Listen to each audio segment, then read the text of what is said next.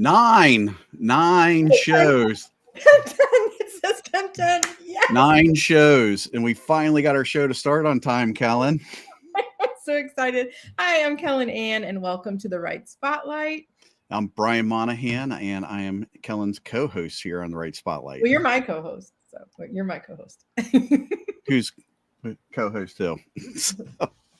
So welcome. Our 9th episode. I'm so excited. I didn't think we'd make it past 2.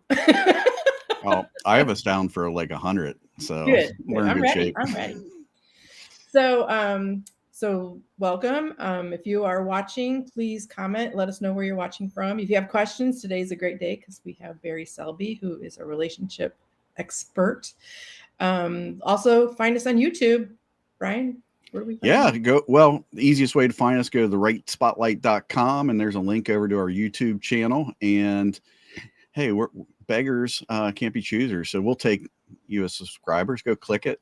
I want to subscribe so that we can, it'll pop up in your feed and you'll know we're going live at 10:10 or 10:15, whatever time we go. 10:30 or 10:40 or 10:45. I mean, we've had to wake a few guests up, so. Well, luckily, our guest is on the West Coast, and we didn't have to wake him up today. But little crush and brag here. We are legit. We are authors ourselves. Mm-hmm. So what we're trying to do here is bring a show where authors can tell about their experiences in writing their books and help you so that if you have this urge to write a book, actually Brian is the person you call for that, because he will get you across the finish line. Yeah, I'm here to get you started, and Kellen is here to share your wonderful creation with the world and the people who can share it with other people with her wonderful Cards at Wow products. So yes. Okay. Well, let's get into this because, like I said, Barry woke up early just for us today. I know. Well, no, I guess he's on a walk usually, but he's skipping his walk to be with us. And I call him the love expert. He's written this wonderful book, 50 Ways to Love Your Lover. And we're going to talk about this. We have a ton of questions for him today. He's an author. I read through the biography part of his book, and he says he's had a dozen careers, including administration of a peace foundation, a pre-press manager in the printing industry. I used to own a printing company too. Professional photographer, Macintosh consultant, graphic designer, and now he is in his joy, passion, and service as a professional speaker. Published author, and relationship expert, BarrySelby. Welcome. Welcome, Barry. Thank there you. He is. Hi. Oh my gosh! Thank you so much for skipping your hike today. Well, you're not skipping it; you're probably just postponing it. So still got to get my steps in, so to speak. Yes, we all do. I got my laps in, so nice. I know exactly how you feel. I've had 2 cups of coffee, so I'm right. Ahead of me. It's all, what? It's your life's blood. Whatever works for you, right? Mm-hmm. Yes. So where do we want to start, Brian? Because I have Oh, I know. I mean, I want to dive in. I mean, this book, 50 Ways to Love Your Lover, of course, it did provide an earworm for me, and I was listening to Paul Simon all week, Right. Yep. And I kept wanting to say 50 Ways to Leave Your Lover, which I don't think that's, very beneficial to sometimes that's important, so you can find actually, that's probably not a bad thing. Well, that was kind of the joke the title came through after my initial desire for a title. It's like the right one dropped in. Mm-hmm. And it cracked me up because I realized what I was doing was cleaning up the mess that Paul Simon left. Well, you should send him a thank you note. I mean, you got a whole career based on, he gave you a pipeline. So. Yes, so to speak. Well, I don't know business, but certainly for the book title, yes. Yeah. Well, a huge population can really use this. I'm telling you. I know. And I don't think it's just for relationships. I think it just works for love and romance. I think it works for life just as the undercover side sort of work is supposed to improve all your relationships. Yeah. So I will give you a testimonial right away, which is it works immediately. I pulled it out of out of the envelope on Monday when it showed up. I showed it to my wife and she smiled. So, I mean, Hey, she's like that. So, I mean, just well, the apparently. cover goes a long way. So, may not open the book, but it worked. That's not true because we've both been looking through it. And did you want to do your? Why don't you do your? Sure. Well, first off, Barry, do you have a favorite of the 50? Is there? You know, I mean, there's one. It moved in the book because I changed the order of the chapters on the 10th anniversary of it.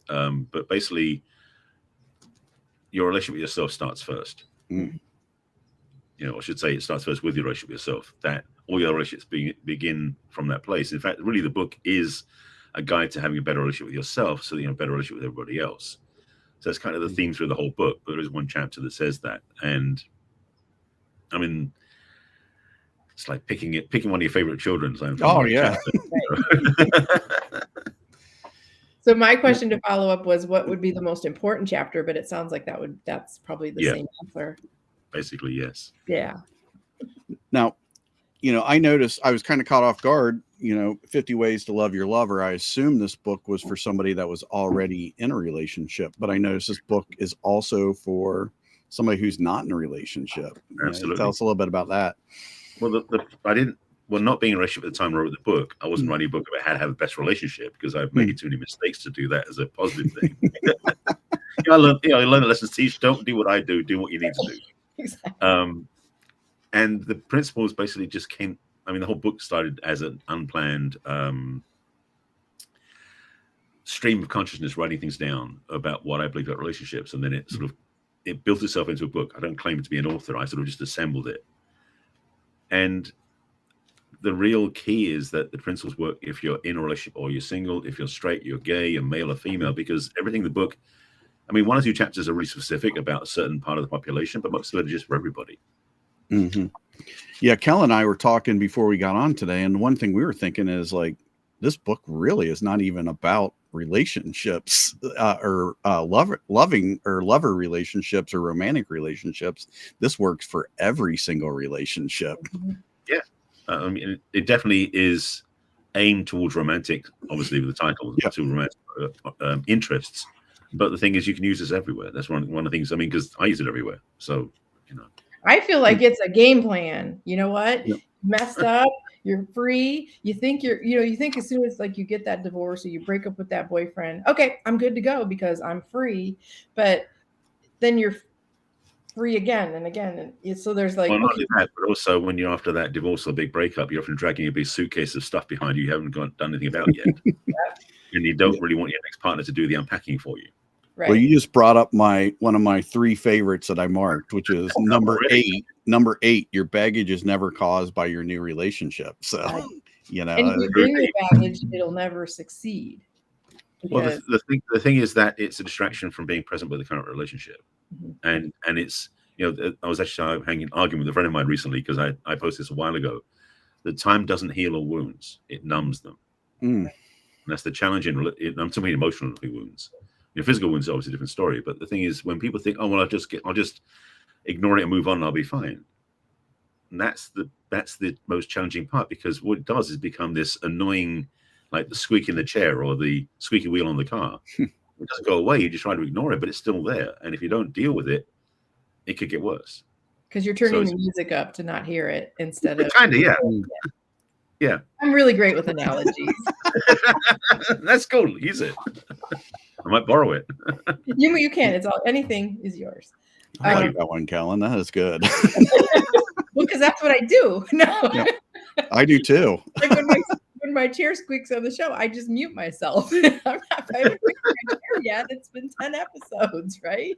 It's been a while. Yeah. You know, like you said, the most important part, and I fought it all the way because I'm like, I'm fine. I don't need to be fixed. I gritted teeth. I'm fine. They're all dumb.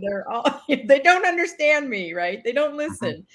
But I'm going to tell you, that was the hardest thing I did, was spending 2.5 years not being with somebody.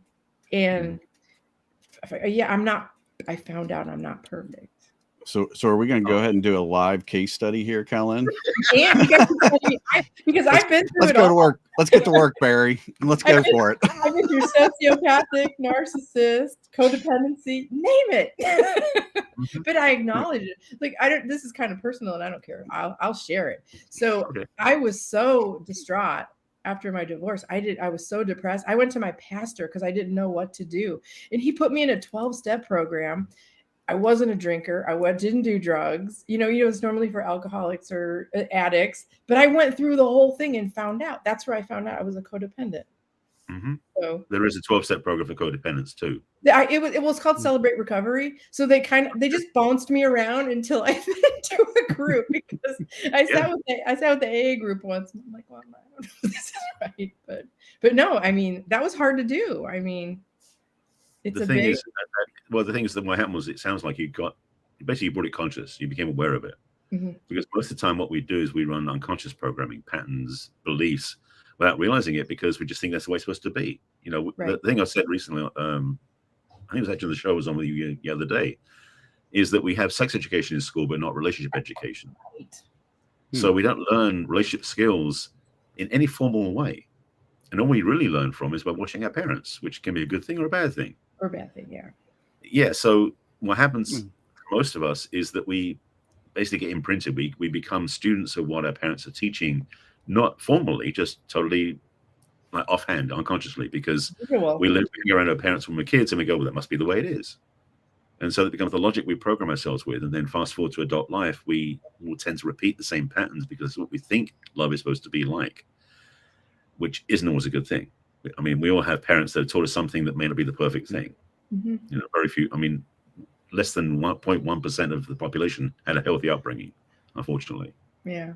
I think we were talking about the Brady Bunch syndrome, like that last show we were at, how everybody, we know the real Brady Bunch. Okay. But when you're a kid watching it, everybody's like, oh, I wish that was my family, And, I called it. It looks good. Well, that's the thing is, that's the other thing is that we oftentimes, for those who have been single, I've been single quite a while, so I know this definitely, watching other couples, we start getting jealous, thinking, oh, they look great. But you know what's going on behind closed doors. Right. You know what's going on inside their heads, inside their hearts. It looks good because they stand together and look good on the outside. But the thing is, nobody's, we're all learning how to be better at relationship, I suspect. So they're both playing the music loud, I guess, right? Yeah. Perhaps. Well, and then the ones that post on social media, there's some that just kind of. Oh, yeah. And I'm like, nobody, even I'm a happy person and I'm positive, but not that happy. Unless maybe I haven't met the right person that makes me. I don't know. Maybe it does exist. I'm not sure. Well, okay. So let me stop you right there. Okay. Because this thing we fall into as well, which most of us do, is that when that person makes me feel this way, I'll be happy. It's like, no, it's not them. It's not their job to, first of all. And secondly, we have the power because otherwise we become a puppet to their strings if we wait for somebody else to fix us or make us feel good. So one of the biggest lessons I had to learn, and I've helped a lot of clients with this, is in a way taking back your power because you get the choice to be happy, to be loving, to be kind, to be willing to say no, that the other person doesn't control. Yep. Healthy boundaries are very important. Oh, yeah. And like in your book, not choosing your, go ask Brian. I got to look it up. I can't. Well, yeah, I don't know which one you're looking for. Oh, deal breakers. That's another one. That's an important one because that brings in the communication. And if you're afraid to tell them what your deal breakers are, that's the setting up for disaster, I think. Absolutely. Well, the thing, I joke around calling them like red flags and green flags. Yeah. Is like there's a meme I put up like a few days ago about, it's like, oh, lovely. You gave me a bunch of, looks like roses, but it's actually a bunch of red flags. Like the morning. It's a great visual because it doesn't necessarily work in talking about it, but you watch the visual, it makes sense. Right. No, but most of us, when we are meeting somebody, we tend to, it's almost like we tend to mute the red flags because they're so attractive. They have this, that, and the other, but they have a pattern I can see right now, but I don't want to look at that. That's the challenge we face. And being willing, and this is the hardest part for some people, especially when they're looking for love, is to not go into a relationship that isn't the ideal one. Because it's almost right, it's close, I only pay a small price to be in this relationship. Is it that small a price? So it's really about choosing ourselves first, always. Mm-hmm. Now, are red flags, everybody's got a red flag though, right? Is it more about like your personal preference, like that red flag's not good for me, or is it like red flags in general are bad? Well, generally speaking, we all have our own red flags. Yes. Like one of mine is I want to be with somebody who doesn't smoke. That's a red flag for me. If they smoke, that doesn't fit for me. Doesn't matter Mine how is good you looking can't have a felony. Say again? You can't have a felony. That's a good start. You laugh, but when I was on the dating sites, I literally had a list of questions, and that was one of them. Right. My red flag is you're not my wife. So that's an easy one. Yeah, that's an easy one. I don't have to worry about it anymore. You only need one. But the things most of us have a few red flags. They're like the deal breakers. Those things that don't work for us, and you got to be willing to honor those if they really are deal breakers rather than just avoidances. Right. Then it's important to know that if I meet somebody who's got one of those, even if 5 of them, even the rest of them are not there, one of them is enough to say, do I really want to be here? Because is that going to become that squeaky wheel? Right. Now, I've heard this, and I don't, is this a bad theory? A relationship is actually kind of like distilling you into something better, so we come together, we both have a set of red flags. We love each other enough that we're going to distill ourselves into something better as a couple. What do you think about that? Meaning you can overcome the red flags? It depends on how much of a permanent status they are, Yeah. That one of, trying to think of it, I think, yes, Lisa Nichols is a friend of mine. She's a speaker and teacher, been talking on social for years. Talks about the oftentimes in relationships like gift wrapped in sandpaper. That metaphor works in a lot of ways because oftentimes when we meet people, they will rub us the wrong way, almost literally. Yeah. And so we have this discomfort that we want to work through. But the other thing is that when you get into a relationship where you don't have that, we just feel someone really is an amazing person, you tend to find your growing edge along the way. And that's the good news, because if you're single, yes, you can do workshop seminars, which I've done for many years myself. But in a relationship, that is a workshop, that is a seminar, because you're going to be learning how you love and how you can love even better, how the person can love you even better. All these different things you can really enjoy it, because a relationship can be amazing. Well, ideally, a relationship is amazing, but it can also be a place where you become better at being yourself. So yes, it is that possibility. Yeah. So, when I look back at, I've just celebrated a 20th anniversary this year, and congratulations. Thank you. And, we're very much like any couple, we've had lots of challenges and lots of great wins, but, what I recognize is I'm far from the person I was 20 years ago, that we've had to work through a lot of challenges and get to know each other better. Some things we've improved, we've we've cleaned up a red flag, and then sometimes it's just acknowledging that that's the other person, that's who they are, and that you're not trying to make them somebody different, because that is their inherent nature. And that's probably been my biggest learning lesson, is just to accept my wife for who she really is, and instead of me trying to make her something that she's not. Wise choice. That's very healthy. Yeah, I mean, it's easy to say here on the podcast, in application, we've spent a fair amount of money on that, but I don't know. I think in a relationship, once you think you found the person, it's always evolving, but it needs to be evolving in a way that is enhancing both of you. Because we're not going to be the same the day we met 5 years down the line, 10 months down the line, right? So as long as you're evolving in a positive way, then there's a chance. Absolutely. Now, what's interesting though is, I'm at a 20-year mark too, though, and I look back, and a lot of the issues that were there 20 years ago are still there, though, because we're not addressing them, or we're not digging into them. And so how do you re-enter that, 20 years later when they're out of context or whatever? You have any ideas on that? Do I have to pay? Also, what's your fee right now for your answer? Oh, yeah. Do I need to send you a check? So we'll talk offline. All right. I'm just getting some free counseling while I got you here today. Oh, I noticed that too. I noticed that. the thing with unaddressed issues is that if they are always nagging at you, they're taking some of your energy away. Mm-hmm. So they're making you less available to be loving with your partner. So if it's something that's really still there and it's clearly still there, not something that just simply is just you just don't even notice anymore. That's the challenge, because first of all, if you don't notice anymore, that's a question like, if you've gone unconscious, maybe you should look at it anyway. But if it's still present, it's worth having a conversation with your partner about it. You may both decide not doing anything about it because we've talked about it and we know where we stand. It's okay. But it also maybe is like, let's face it and deal with it now. And so it's a choice. I'm not saying you have to. Yeah. But it's something. If it's nagging on you, if it's pulling on you, that's pulling on your energy. That's pulling on your ability to be focused with your partner, and that isn't healthy. Yeah, I mean, I think one thing I'm noticing is, as you build a foundation, you might be able to actually address some of those things. Like, so 10 years ago when our daughter was 5 and we were in the throes of, raising a child in a much different state, it wasn't a good time to address it. However, you still needed to address it. And so you kick it down the road and, it's, which brings up another kind of topic is, how do you demonstrate a good relationship to your child? Is there a method for that? Well, first of all, be aware that you're doing it. Mm-hmm. I mean, that's the first step, because the trouble is most of the time parents tend to not be conscious that how they're expressing, what they're looking like, how they're appearing is telegraphing to their child how love is expressed. If parents just became aware of that would change everybody's lives in a good way.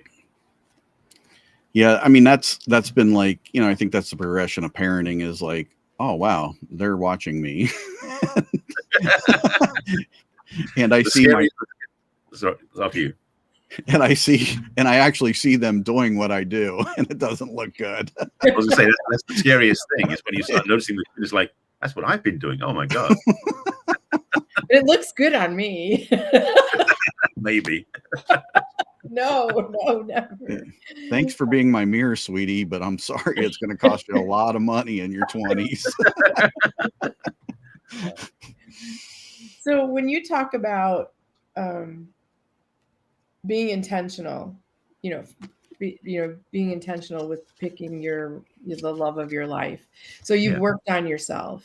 You truly, not just saying I went to therapy 2 times and you took the time. You've eliminated 90% of the baggage, because I don't think you can get rid of all of it. Do you? You can get rid of all the baggage? Well, I think sometimes some things won't be resolved until we meet somebody. Yeah. So because you can do a lot on your own, but in terms of relationship centric things, it's kind of like you got to test drive. You got to be in it to really chance to work through it.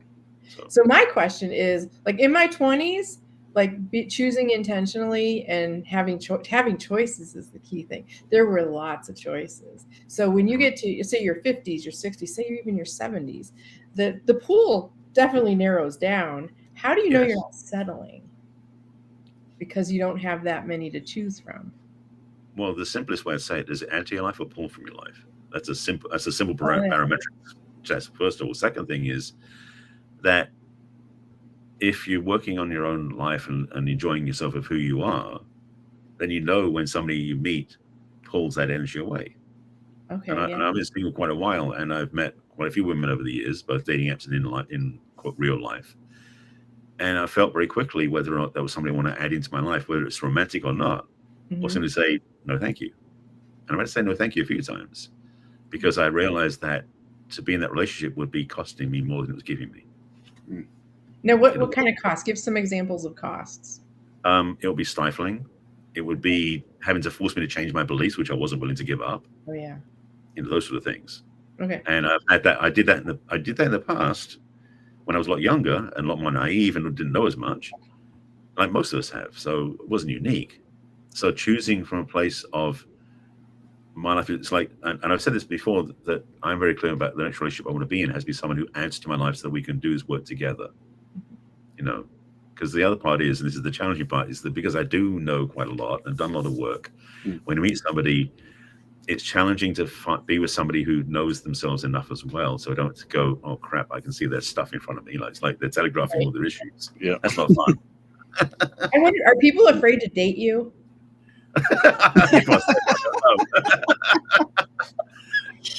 That's a hard question to answer. I don't Oh my know. God, I used my left hand. What does that mean? Well, I think, actually it's probably challenging for you, Barry, because, I Yeah. always love the term, ignorance is bliss. That's a lot deeper phrase than most people think. And so, Yeah. I mean, I did get set up on some dates through a dating agency that somehow got on their books.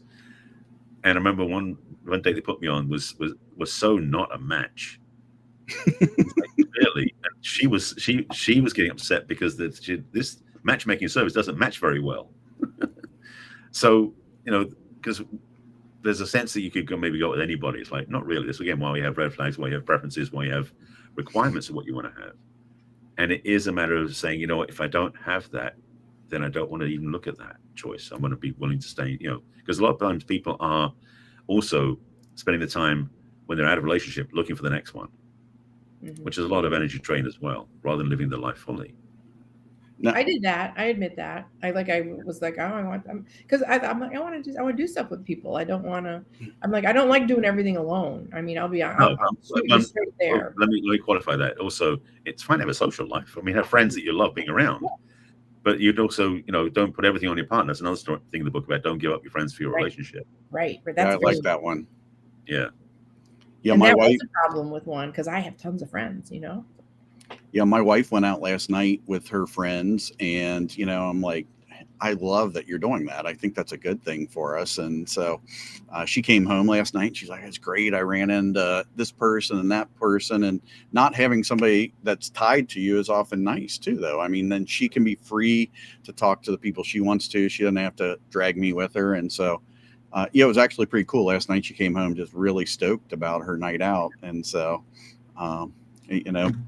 truth. Like I'm living your book real time, Barry. Right. It's like, and the chance of me, my pool is low anyway to find somebody, but the chance of me finding someone with minimal red flags and who's a scuba diver. I mean, I'm not going to wait to go scuba diving till I find my match. I mean, I'm going tomorrow. It's like, there you go. Now, well, Kellen, another thought on that though is, when you're in the action of doing the things you love, you might run into people who have similar. So you have to find a way to go out and do those things, even if you don't have that partner yet. So, no, I'm starting improv on Monday. I think I told you about that last week. So that's going to be fun. Nice. Yeah. So much fun. I'm just moving on until I find somebody.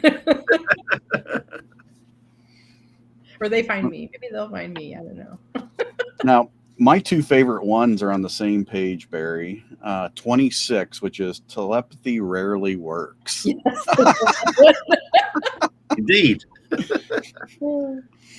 I often go to my wife, I go, how long have you been hoping I would do that for? That is the thing, Yeah. Could you just tell? She's like, well, I've tried telling you. So, and then we go to telepathy, and usually probably we're angry, while we wait, and then we're frustrated. When your partner he's bouncing the trash can further and further towards you, letting you know you want to take the trash can. Well, that would be signaling, not telepathy, right? No, indeed. Well, some people think that's telepathy. But leave it here; they'll think about it and they'll do it. That's telepathy. So what about? Yeah. Oh wait, are you done, Brian? No, the trash is getting taken out. It is working. It's getting closer and closer to me. There's a TikTok meme where this guy goes, "You're not going to believe this, but my house has magical powers. When I put my dish in the sink and I leave and I come back, it's clean." Oh my God! It takes out the garbage every night. It's so funny. I'm like, oh, I should have said this to you, Barry. You could have had a comment. Okay. Take a trip together in early months. Tell me the benefit or why to do that. Because one of the things that people don't do is really get to know the relationship outside of the context of their regular lives, and something about being in familiar surroundings with a new partner can miss some of the big possibilities of being in the relationship. Sometimes taking the relationship outside of the context is really wonderful because then you get to know the person as they are. Mm-hmm. The second part is when you do go away with somebody for a trip, whatever that is, you really get to know who they really are. Yeah. Their walls tend to come down more easily when they're not around their familiar surroundings. and so their stress level may go up, or their freedom may diminish. It's like things like that become noticeable when you're away with somebody. So going on a trip with somebody can be really powerful to really explore, does this work for us? But also, is this a compatibility issue?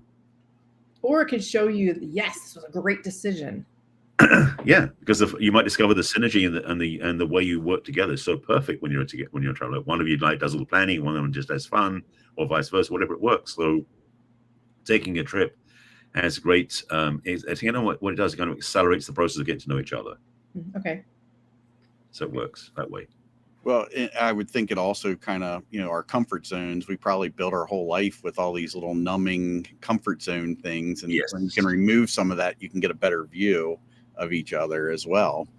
Absolutely. And it, like you said, it could be pretty, it could be ugly. I think it's got a mutual benefit. So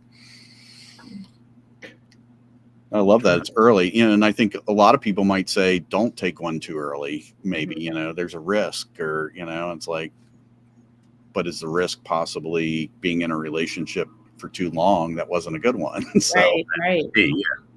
That's what I say, early rather than late, because things, if you go after 5 years, it might be a bit too late to do it then. Yeah. Well, hopefully you've gone somewhere within 5 years. Exactly. Ideally. Okay, so what about like do guys, like, if they see something or someone that they're like, oh man, there's like an attraction, will they like go up to them and talk to them, or are they innately shy? It really depends on the person's comfort level, the guy's comfort level. It's challenging because most men haven't been shown how to approach a woman respectfully and in a way that's honorable, because most men are just wired to think that you got to be like a Lothario or something, or a Casanova type, or a caveman. or just be so shy they don't do anything. And I think the challenge is, and I've been through that myself, is being unwilling to reach out and ask because I didn't feel confident enough, or didn't think they would say yes, and didn't want to be rejected. That's the other part for men, especially, is we've had so much rejection over the years because we've had a lot of no thrown in our face by women because we didn't either ask the right way or choose the right one or just stand up for ourselves. And the thing about rejection, which is always an interesting thing, it is a painful experience, yet it seems so crazy it could be, because all rejection is you ask for something you don't have and you don't get it, so you haven't changed.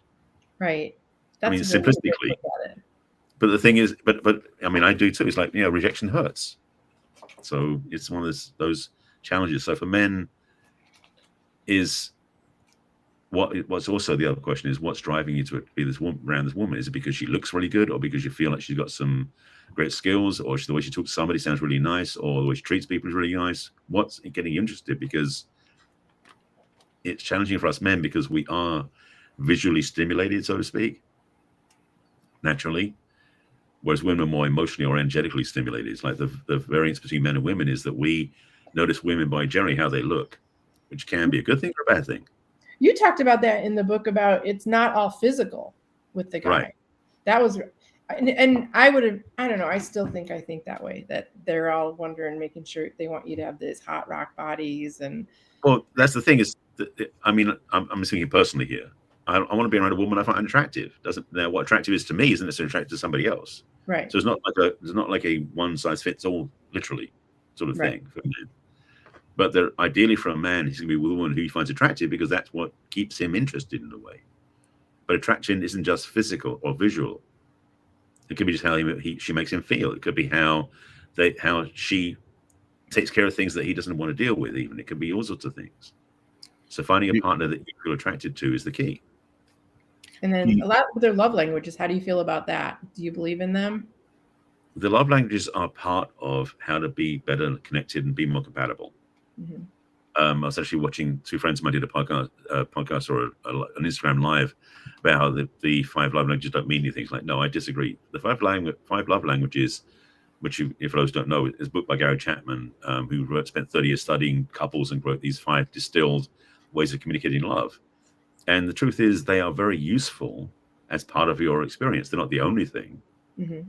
But knowing that your partner feels love by the way you look at them, or the way you talk to them, or the way you spend time with them, and if you try to do it some other way, they don't feel it, is a good valuable lesson to learn. Yeah. So the love language is going to be really helpful. It's good stuff. Hey, Barry, going back just a touch, talking about men, do you think, you talked about women being more emotionally driven on their attraction. I know as a young man, I was definitely the physical was my 100% focus. Do you think men need to be a little bit older to properly meet a woman where she needs to be met? Well, meeting them where they're at, that's a different question to what you're asking about, the emotional versus visual. Well, I'm just thinking, are men too immature to be in a relationship at a certain, Immature is definitely part of the challenge of men, because we do tend to, someone who's not grown up very well before relationships. Speaking back to what women say, connecting more emotionally, more energetically, is because they really, yes, they want to see him. I think most women want to find a man they find attractive as well, but also how he makes her feel. Does he make her feel safe? Does he make her feel comforted?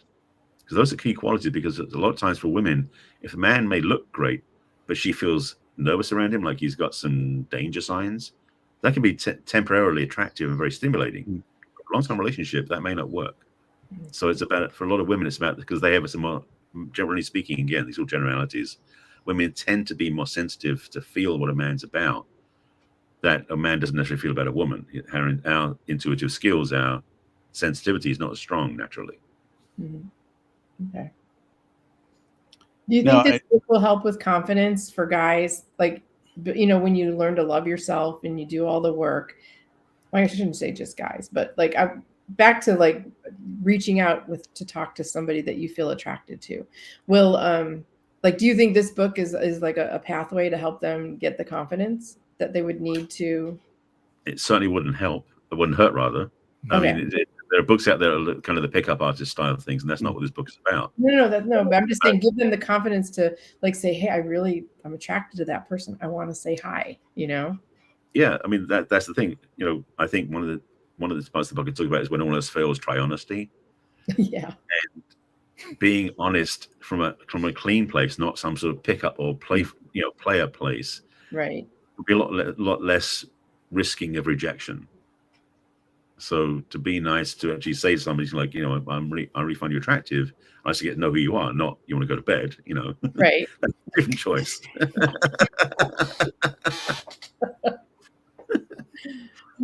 I think I cut you off, Brian. I'm sorry. Oh, no, it's good stuff. I mean, I think back to, my early dating days, and when I went to try to take a woman out on a date, I felt like I made it too big. Like, would you like to go on a date to dinner together? And, in my older self, I would have been a lot less just to say, hey, you want to catch a baseball game tonight? Or would you like to see a movie? Or, and so, I think that's just being young and immature, not in tune with what a relationship's about. Cause I was just like, hey, you look cute and I want to take you on a date, So I'm like, I would have done a lot better in my younger days without so much, just focus on that date. I didn't know that I was like wanting to meet somebody and get to know them and build a relationship with them. Well, my whole thing about dating, and some people, I have people who definitely disagree with me on this. I personally think that people, when they meet you, go on a pre-date. Yeah. So it's going to be like coffee or ice cream or walk in the park, something that's very casual, because you want to get to know somebody first before you invest the time, the money, and the putting on the nice clothes to go on a formal date. Wait, you're supposed to put on nice clothes? No wonder. That was funny. Well, that was good. Barry just shared a couple of his flags. Okay, so this is not appropriate, right? No, but that's the thing. So I talk about pre-dates, because there's so much pressure put on the first date a certain way. So I'm like, well, rather make it, and I've crashed and burned on a few first dates, so I definitely have an issue with this.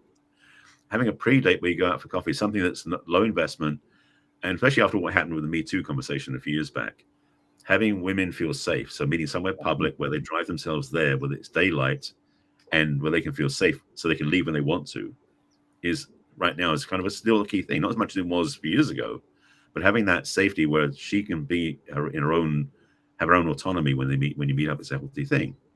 The old days when, in the first date you pick them up from their house in your car, and they trust you'll take them home safely, that sort of went out the window a while ago. Well, I always check their trunk to make sure there's no duct tape or ropes. Or other bodies. And I'm taking dark parking lots off of my meeting places. Smart choice. I'm sorry. I know I'm making light of this, but that's very good advice. No, I think that term predate is just, brilliant, Barry. That is really, it's like being pre-engaged. Mm-hmm. Promise rings. Remember promise rings? I promise. I'm not sure those happen anymore. Okay, what else did I have? What other therapy do we want next week, Kellen? We're gonna bring Barry back. We need to bring, this is really not a podcast, Barry. This is Kellen and I getting this is our way of getting free help. Now I know what it's about. Yeah. Is there truly hopeless romantic? Are guys innately romantic? Or are they forced to do it by a woman that they know wants it?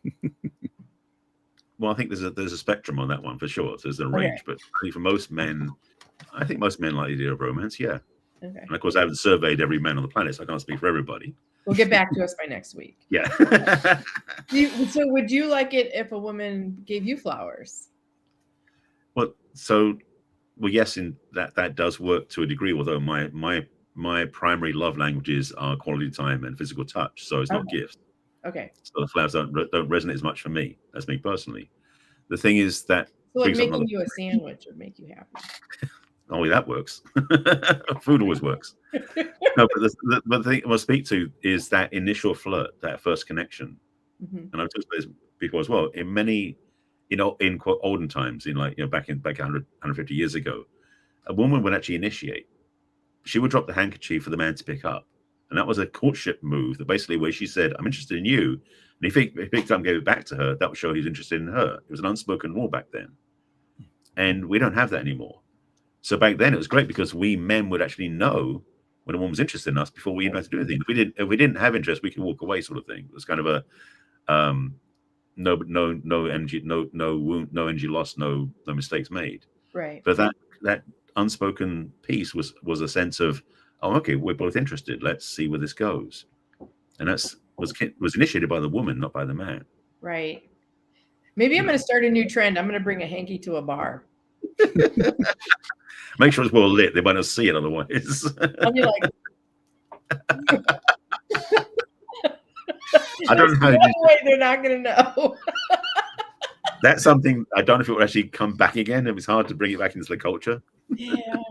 Well, girl can try. You might get some interesting responses. I know. I might get arrested. Maybe. No. There is a group called the Jane Austen Society, Kellen, that you might be able to go live out some olden time stuff.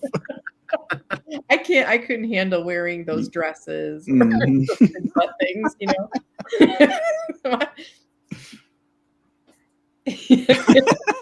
Is that your time up? Susan. Your producer? That's Susan, everybody. Hi, Susan. Welcome to the show. It's like I don't keep the noise down or what? Wait, am I like frozen? I'm not frozen, am I? No, you're not froze. She says she needs to reset the internet. I'm like, no, not yet. Wait, please. Okay. All right. I think I'm done with I probably have like 10 more questions, but I'm sure. You probably want to go for your walk, your hike. Soon. Barry, this has been wonderful having you on here. I mean, I am like, I started reading your book this week. I haven't got through it all, but I know that this is going to be super beneficial. I'm going to put a picture of your book up here for everybody so they can. Can't wait to share this with somebody that I meet someday. There you go. Because it's great stuff. I mean, and it's not scary. It's written. It's like, I don't like a lot of words in a book. I mean, I like. So my book being spotted is good. I like little snippets, and they're perfect size. They're bite size, and that's kind of the way it worked. It was just having the teachings in bite sized or at least in consumable pieces you can just sit with and ponder and then think about. And then you want to read 4 or 5, you can. Yeah, it's very approachable. I love that it's bite size. Like I can see this being very usable throughout the year. Like you don't have to read an entire book at one sitting. You can just open up to a page. Like I foresee my wife and I using this as a prompt, that we open it up to a page and we discuss it and we both read it. So I think it's very practical. I mean, I love the format. It's excellent. When my book first came out, I remember I had a bookstore where I put the books in, funnily enough, and I would take friends in, because I was so proud. It's like, come check out my book, and they come in the bookstore with it. They'd open the book up, and every single time someone opened the book up, where they open it randomly, the chapter they open up to was perfect for them at that time. And I was like, this is too good to be true. I didn't believe it at the time. I mean, so many times I couldn't argue with it. So yeah, the chapters have relevance wherever you are. So it's a magic 8-ball times 50. Yeah. I wish you would I could promote it that way. That's purely luck, I think. Yeah, you need to create a magic 8-ball that you just open up to. That'd be big though. It'd be like. I mean, Kellen could probably design that for you. Oh yeah. I can make it out of paper. I mean, that'll be your next product that you send out. Okay. So it'll be in a box like this big. Because 50 things, you got to have enough trying. Yeah, exactly. It takes 5 gallons of water. And it weighs 40 pounds, but put an enclosure on there so people don't hurt their backs and sue you. I think I'll stick to the book. Okay. Which is right here and right there, and you can get it at BarrySelby.com and Amazon, right? Oh, you go to Amazon, you can go to BarrySelby.com/book if you want to get the book signed or a personal copy. Yeah. But if you want to just get your own book, you can go on to. Mine is. There you go. Or you can go to Amazon and get your own copy there. Love it. Yeah. Also, I think we talked earlier. You have some. You have like a new assessment coming out in the future, and could people sign up to get notified when that's available? Or as you thanks for the link on the screen. If you go to my website, which is BarrySelby.com, you can join my email list. That's at the bottom of the homepage. Right now, at the top is a link to have a discovery session with me, but it will change in the next week or two. I'm still putting the finishing touches to a relationship readiness assessment, like a quiz. Oh, wow. That gives you some questions to ponder on where you are and what you're looking for. And then some next steps are possibility. So it's definitely, I've been working on it for about the last 3 months. It's taken a while because of both getting the questions like massage, but also the technical back end was just a pain. I'm still got like 4 or 5 tickets with tech support to fix some things that aren't working the way I wanted to. So hopefully in the next couple of weeks, it'll be up and running. I think we just had our pre-assessment today. Now, should I take it? And I'm not ready. What do I do about this 20-year marriage? Oh, Jesus. What do I do then? I'm not about breaking up relationships. Okay. Unless they're really traumatic or physically violent. That's another question entirely. But my work is focused primarily with singles. So that's why this created this readiness assessment. People who are single who are perhaps thinking that maybe they shouldn't rush into the next relationship yet. They want to figure out some things first. So, or maybe make them slow down. Somebody who thinks they should be in a relationship and they should slow down. Well, it's oftentimes they are, and I did this myself, will jump into a relationship to avoid themselves. Mm-hmm. Like, whoa, go back. Yeah. Indeed. Well, thank you so much for run, don't walk. Yeah. Barry, I love what you shared today. It has been so deep. It's so, I wish I knew you when I was like 15 or something, I'm glad I know you now. I know. I wasn't that skilled back then. Okay. Well, but we definitely are going to be bringing you back next year. We loved having you here. This was one of, obviously I can't afford to pay you. So, I mean, we're going to have you on the show again. Okay. You might suspect something. We have him on like once a month. Are you available on Tuesdays at 10? We'll put the screen up. You'll think we're live, but we're this is going live, isn't it? Oh, wait. Oh, I forgot to press. Start. That would not surprise me. Like last week, we forgot to shut it off. Yeah. But we're good. We're not going to do that this week. We're Good.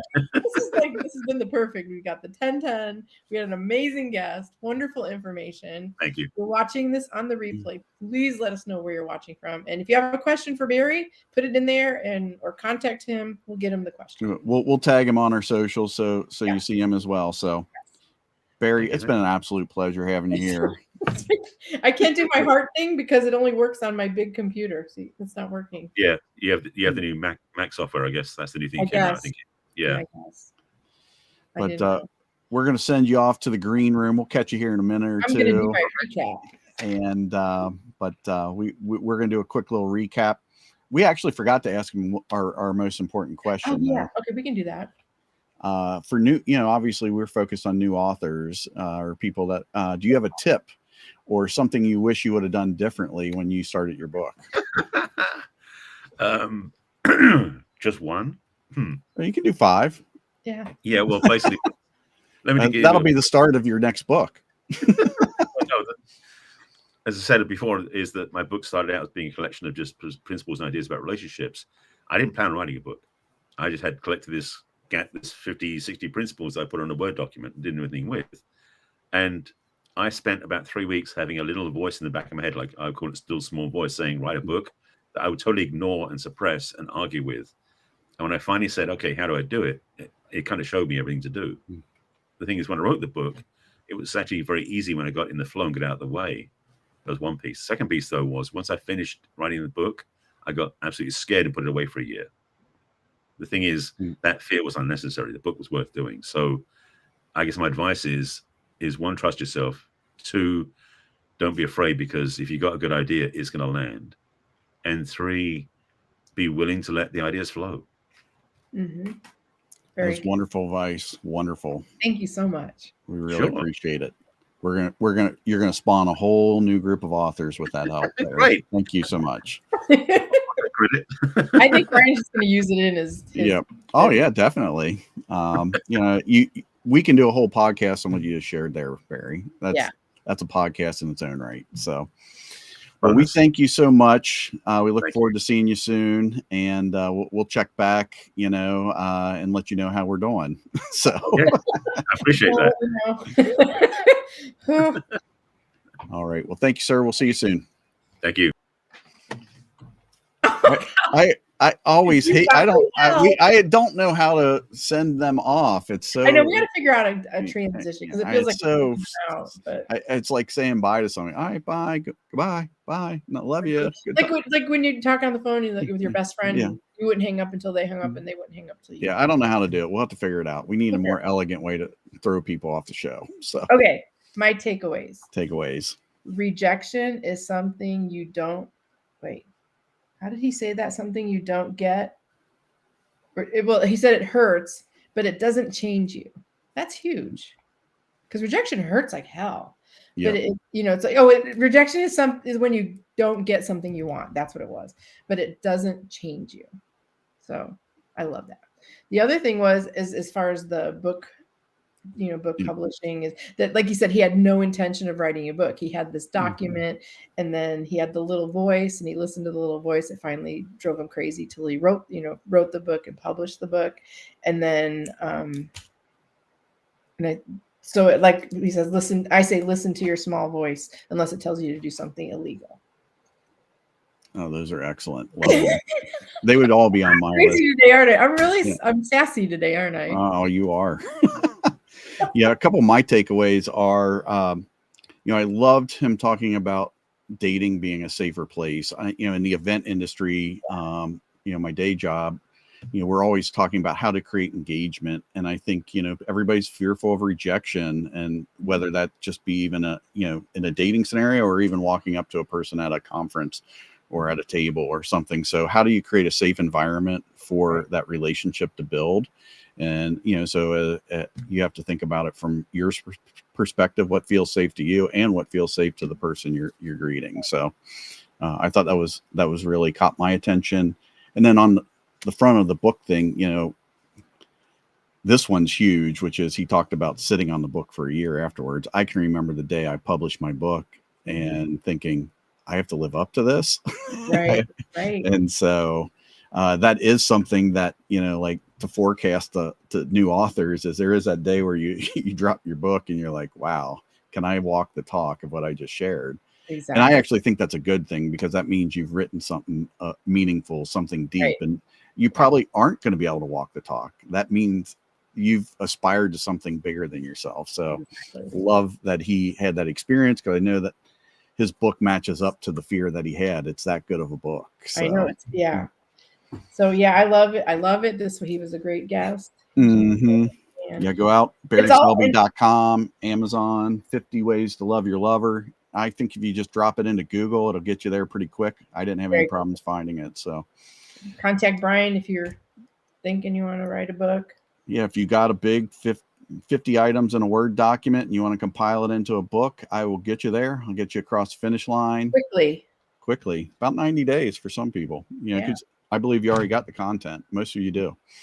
And then Kellen, she's going to make you look good. She's going to make a great get you noticed. Mm-hmm. Big eyes. Well, So, thanks for being here, everybody. And next month is the British invasion. Mm-hmm. It's gonna be, as they say, brilliant.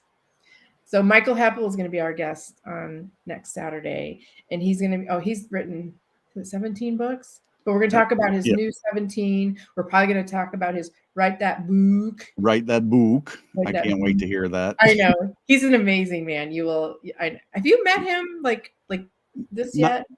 I don't know if we have or not. Okay. I have to think. I don't know if I jumped on a show with you guys once or something. I might have. He's amazing. He's amazing guy. But no, and his book is one of the great examples of an audio book that his voice is so wonderful. So I listened to the audio version of it, and it was enthralling to listen to him speak it out. And I don't know the order. I know we have Sarah. She wrote the book The Flamingo Family. Maggio, I think that's her last name. I always mispronounce her last name. But it's about adoption. It's Eddie the flamingo. He gets adopted. Really wonderful children's story. So we're going to have children's story. And then we're going to have Will Polston, who wrote North Star Thinking. And then Richard Thomas, he's done this beautiful picture book about the London railways or tube or whatever it's called. And he's just done his second book. It's just like yesterday. So he's going to have those two books to talk about. So looking forward to it, bringing our British fans and friends over the pond to join us. We're going to be international. International broadcast. So okay, well, thanks everybody. We'll see you next week. Have a great weekend, everybody.